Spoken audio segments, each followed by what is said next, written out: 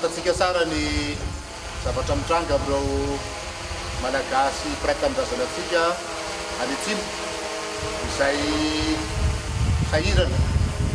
amin'ny haitany ka mitarika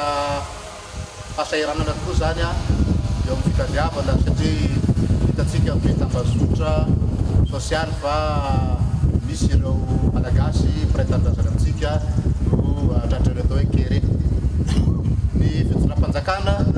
dia tsy miravoravo tanana fa Andriamatoa Filohan'ny Repoblika sady filoha faratapon'ny Filohan-da dia avy hatrany dia naniraka anay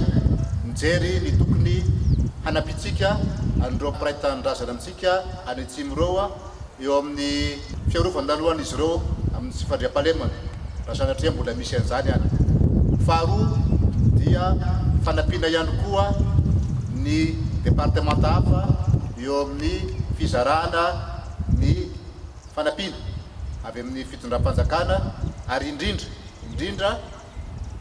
dia fanampiana an'ireo mpiray-tanindrazana amintsika ireo eo amin'ny fitadiavana rano ary fitaritana rano amin'ny toerana iny satria fantatsika fa sarodrano tokoa ny tapany atsimo iny. Ka dia ny angatana amin'ny tafika malagasy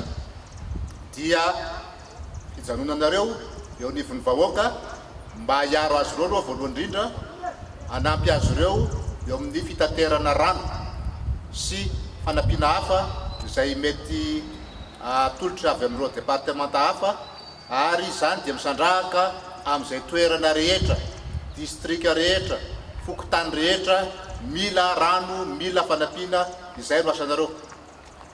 Noho izany dia tsy miravoravo tanana ianareo fa mipetraka tokoa eo anelan'izy ireo ary manampy an'ireo vahoaka mpiray-tanindrazana amintsika any atsimo ireo amin'ny lafiny rehetra, na eo amin'ny fitaterana rano zany, fitadiavana rano zany, fitaterana sakafo zany,